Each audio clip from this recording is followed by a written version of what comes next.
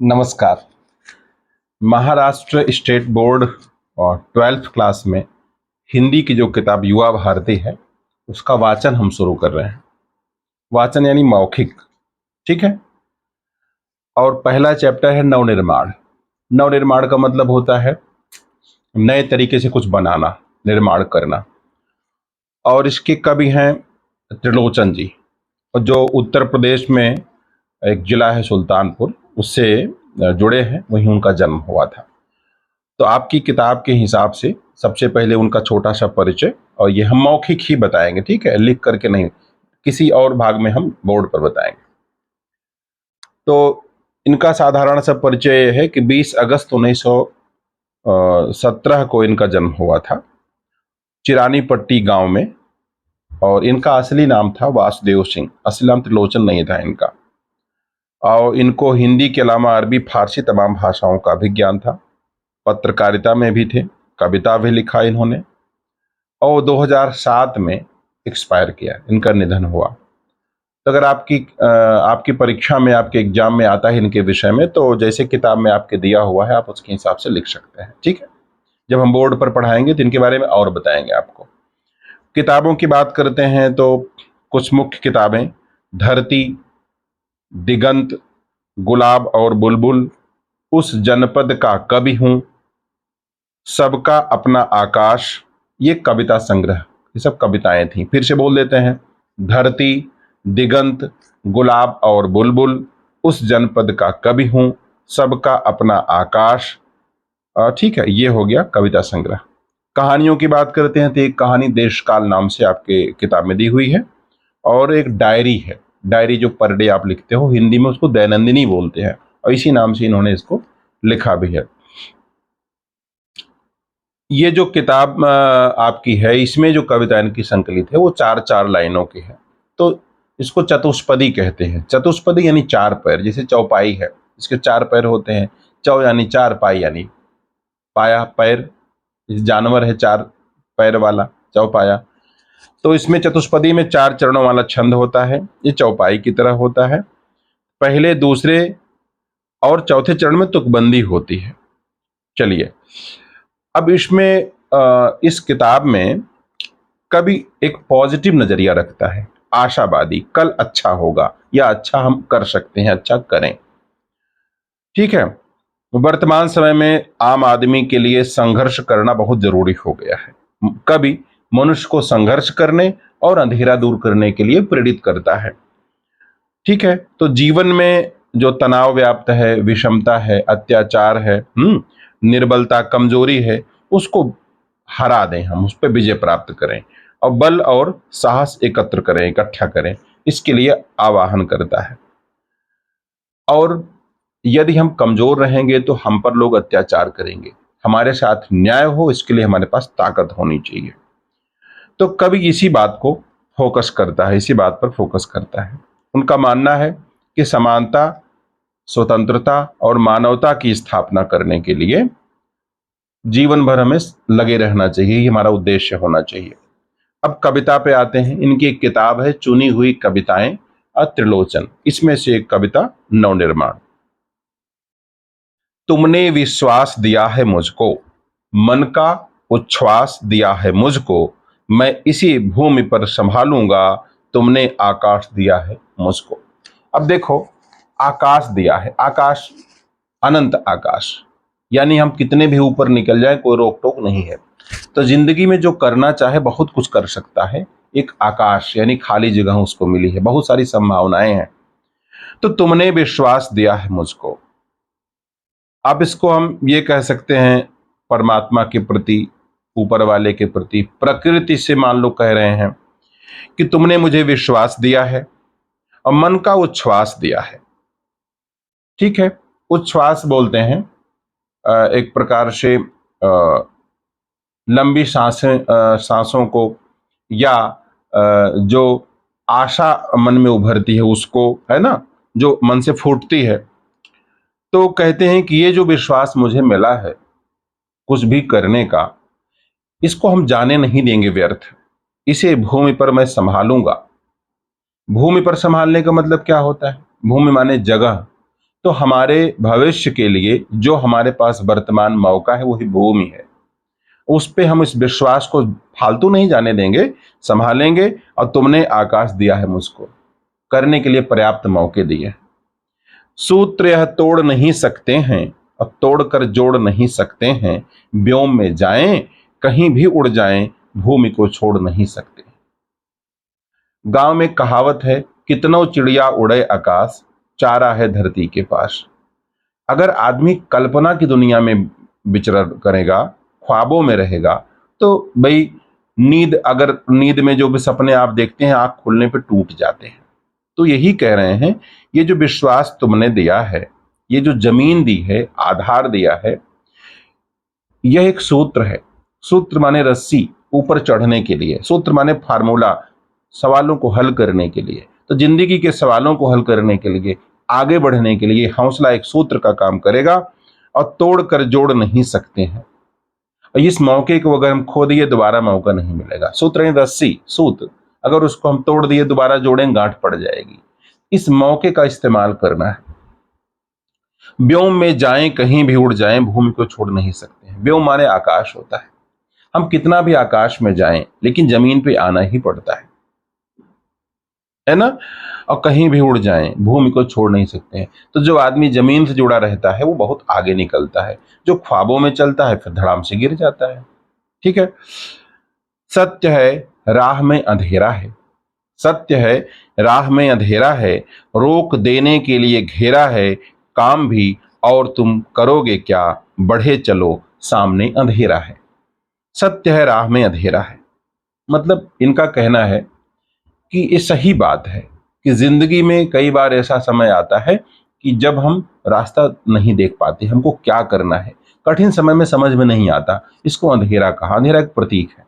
तो ये सही बात है कि जिंदगी में कुछ करना चाहे तो रुकावटें आती हैं, अंधेरे आते हैं, मुश्किलें आती हैं, और रोक देने के लिए घेरा है। एक प्रकार से चारों ओर कहीं बढ़ो, आगे रुकावट आ जाए, घेरा, सर्कल, तो एक प्रकार से रुकावट है ये। काम भी और तुम करोगे क्या, बढ़े चलो सामने अंधेरा है। अब देखो, आगे कुआं पीछे खाई, कहते नहीं, कभी कभी ऐसी स्थिति आ जाती है। तो पीछे से तो हम आ ही रहे हैं, उधर जाएंगे तो वही मिलेगा जो पहले था, और कोई रास्ता नहीं है, बस आगे बढ़ना है ना। तू इसे अच्छा समझ, यात्रा सरल इससे बनेगी। अब बढ़ना ही बढ़ना है। तो काम भी और तुम करोगे क्या, और क्या काम करोगे, बढ़ रहे हो बढ़ने, अंधेरा हो तब भी, रोशनी हो तब भी, रुकना नहीं। बल नहीं होता सताने के लिए, वह है पीड़ित को बचाने के लिए, और बल मिला है तो बल बनो सबके, उठ पड़ो न्याय दिलाने के लिए। तो कहना है कि जिंदगी में अच्छे समय भी आते हैं, बुरे समय भी आते हैं। अगर आपके पास ताकत हो तो याद करो, जब तुमको दिक्कत थी और तुम सोच रहे थे कोई तुम्हारी मदद कर दे, और शिकायत करते हो कि बड़े लोग मदद नहीं करते, तो तुम्हारे पास अगर बल हो, ताकत हो, या किसी के पास हो, तो उसको पॉजिटिव रास्ते में लगाना है। भाई अगर आपके पास माचिस है तो घर नहीं जलाना, खाना पका लेना है। तो बल होता है किसी को परेशान नहीं करना, सताने के लिए नहीं। जो कमजोर हो, पीड़ित हो, उसकी रक्षा करें, बचाएं। और अगर बल मिला है तो दूसरों की ताकत बनो, दूसरा कमजोर ना हो, साथ खड़े हो जाएं। हमारे पास जो बल है उसका बल बन जाए, और न्याय दिलाने में इस्तेमाल करें। ठीक है। जिसको मंजिल का पता रहता है, पथ के संकट को वही सहता है, एक दिन सिद्धि के शिखर पर बैठ अपना इतिहास वही कहता है। इसे अगर आपको पता है कहाँ जाना है, तो कितनी दिक्कतें उठानी पड़े ना, आप उठा लेते हो। इसे पता है 1 घंटा हमको चल करके कहीं पहुंचेंगे, और धूप बहुत ज्यादा है, लेकिन पता है 1 घंटे पहुंच जाएंगे, तो 1 घंटे बाद चलो आराम कर लेंगे। अगर पता नहीं कहाँ जाना है तो घबराहट होती है, पता नहीं, रिस्क ले लें, पहुंचे भी ना, यहां से भी निकल लें। लेकिन अगर मंजिल पता है तो कष्ट सहने में दिक्कत नहीं होती। तो अपनी मंजिल जरूर याद रखनी चाहिए। ठीक है। जिसको मंजिल का पता रहता है, पथ के संकट को वही सहता है। रास्ता, पथ यानी रास्ता, संकट यानी दिक्कतें, परेशानियां, प्रॉब्लम्स, समस्याएं, तो रास्ते की समस्याएं सह लेते हैं। एक दिन सिद्धि के शिखर पर बैठ अपना इतिहास वही कहता है। और जब कठिनाई से निकल करके वो अपनी यात्रा पूरी कर लेता है और चोटी पर पहुंच जाता है, शिखर पर, तो दूसरों को प्रेरित करने के लिए उसका इतिहास होता है, कितनी कठिनाई से गुजर करके हम आए हैं, उसी की आत्मकथा बनती है। जिसके रास्ते में दिक्कत नहीं, उसका कोई इतिहास नहीं। तो प्रीत की राह पर चले आओ, नीत की राह पर चले जाओ, बल वह तुम्हारी ही नहीं सबकी है, गीत की राह पर चले आओ। तो देखो ऐसा है ना, जैसे गाना है, हम लोग गाना गाते हैं ना, तो लगता बड़ा इजी है, अच्छा है, लेकिन जो गाना लिखता है कितना कठिनाई से लिखता है, और जिस टॉपिक पर लिखता है कितना दिमाग लगाता है। ऐसे जिंदगी में जो गीत हम रचते हैं, उसके लिए मेहनत संघर्ष करना पड़ता है। तो उसके लिए क्या करना है, गीत कैसे बनता है, प्रीत की राह पर चले आओ। एक तो हम अपने मंजिल से प्रेम करें, चलने से प्रेम करें, संघर्ष से प्रेम करें, और दूसरों से भी प्रेम करें। यदि हमारे पास ताकत है तो दूसरों के इस्तेमाल में हम लाएं। इसको बोलते हैं प्रीत की राह पर चले आओ। किसी से नफरत नहीं करना। तो जिंदगी की जो तकलीफ हो उसको दूर करना हो तो संघर्ष करना, दूसरे की समस्याओं को हल करना हो तो प्रेम करना। ठीक है, तो प्रीत की राह पर चले आओ। अपने काम में मन लगाना, वो भी प्रीति है। नीत की राह पर चले आओ। अच्छा, अगर हमको पता नहीं है किस तरीके से कोई काम करना है तो गलती कर देते हैं, इसलिए तरीका भी सही है। अब कोई बहुत पैसा कमा ले, गलत काम करता है, लोग बड़ी बदनामी करते हैं, उस बदनामी होती है। तो अच्छे समय में हो बुरे समय में हो, नीति का रास्ता नहीं छोड़ना चाहिए। ठीक है, और वह तुम्हारी ही नहीं सबकी है, गीत की राह पर चले आओ। और ये जो बात बताई जा रही है, ये एक आदमी के लिए नहीं है, सबके लिए है। और जो भी करेगा वही भरेगा, यानी मेहनत करोगे तो फल पाओगे। ये किसी एक पर लागू नहीं है, सब पे लागू है। तो अगर ऐसा करते हो तुम भी अंत में गाना गाओगे, है ना, जब सफल हो जाओगे ये बातें याद आएंगी और बताने में अच्छा लगेगा। इसलिए गीत की राह पर चले जाओ। गीत माने वही है, जीवन में जो उतार चढ़ाव है, एक प्रकार से गीत ना, गाना गाते हो सा रे गा मा प ध नि सा, उतार चढ़ाव। तो जिंदगी में तमाम उतार चढ़ाव है, तो एक प्रकार का गाना है।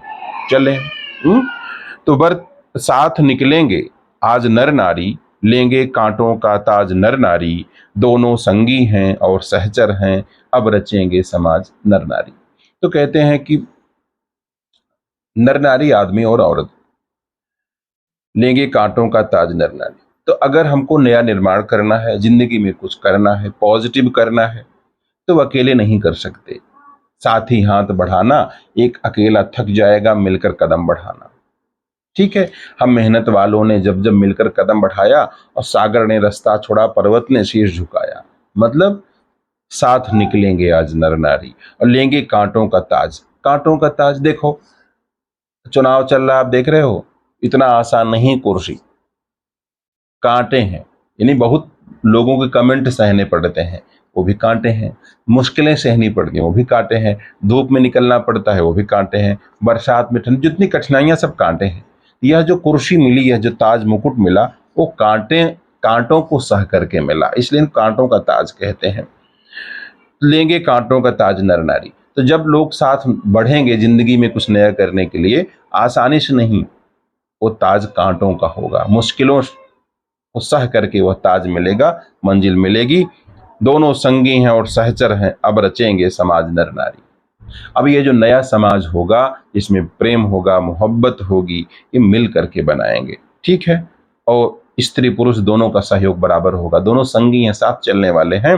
वर्तमान बोला अतीत अच्छा था, प्राण के पथ का मीत अच्छा था, गीत मेरा भविष्य गाएगा, वो अतीत का भी गीत अच्छा था।